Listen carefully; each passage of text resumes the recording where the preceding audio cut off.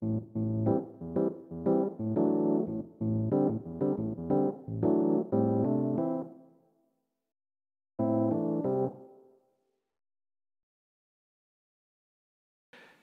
suivant, parce qu'effectivement, bon, il faut des sous.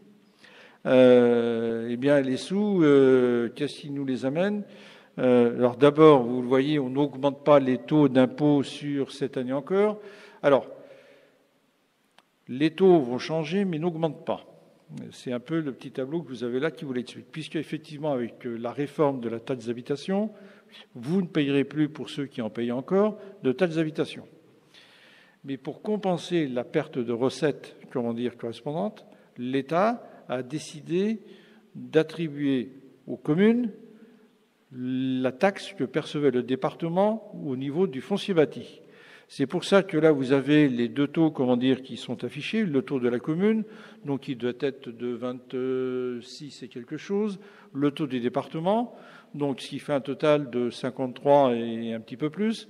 Donc, ce qui veut dire que vous payez avant 26 pour la commune, 25 pour le département. Là, vous allez payer 51, 52, 53, le total, au profit de la commune. Donc, ça, c'est, voilà. Donc, les taux ne vont pas changer. Ça, c'est un engagement qui avait été pris. C'est un engagement qu'on essaiera de respecter dans toute la mesure du possible. Moi, je suis un peu pessimiste sur l'avenir des finances communales, mais bon, voilà. Donc, les taux ne vont pas augmenter cette année.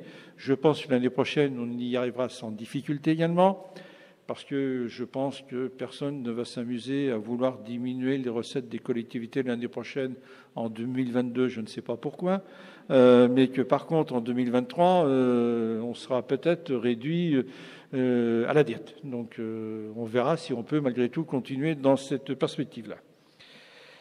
Alors, une petite indication, et j'en profite parce qu'en plus, il y a un représentant du monde économique qui est là. D'où proviennent nos recettes fiscales ? Vous en payez, les entreprises en payent. Eh bien, quand on regarde la répartition de la partie fiscale à proprement parler sur la taxe d'habitation, enfin sur le foncier bâti, 50% viennent des entreprises qui sont sur Marsac et 50% viennent des ménages. Ce qui veut dire qu'on est très dépendant, j'allais dire, des entreprises.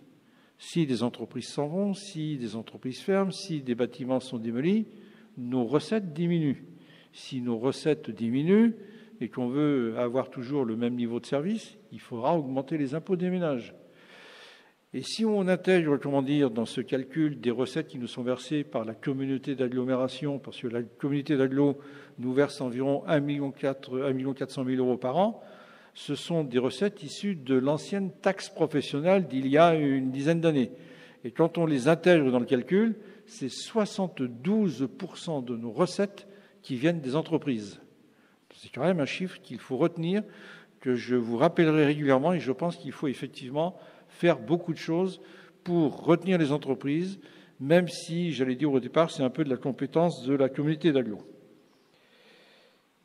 Alors, l'endettement de la commune, je crois que vous avez un tableau qui est là, l'endettement de la commune, merci à tous mes prédécesseurs, vous avez pu voir, il est de un petit million, un peu plus d'1 million d'euros, 1 193 000 euros, ce qui est un montant très faible, et que l'un des critères calculés pour voir si la commune est bien gérée, c'est de calculer sa capacité de désendettement. Je ne vais pas vous expliquer comment elle se calcule, c'est assez compliqué. La capacité de désendettement de la commune est d'1 an, un petit poil plus d'1 an, mais on s'en fout. 1 an.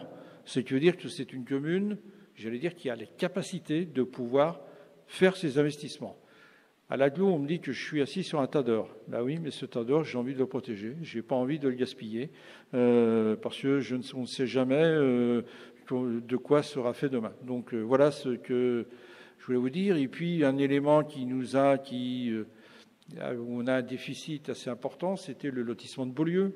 Lotissement de Beaulieu, 700 000 euros de déficit, 500 000 euros de comblés l'année dernière grâce à une recette exceptionnelle provenant du budget assainissement transféré à l'agglo, mais on a gardé les excédents. Donc on n'a plus que 200 000 euros, j'allais dire, de déficit. Et puis, j'espère bien vendre les terrains qui restent, sur tous les lots de la phase 1 sont vendus. Donc j'espère bien pouvoir vendre cette année, c'est en bonne phase, les lots de la phase 2, arriver à un prix aux alentours de 200 000 euros. C'est pas facile, il faut négocier avec les promoteurs, mais bon, j'ai bon espoir d'y arriver. Voilà. Donc sur le financement, Voilà ce que je veux vous dire.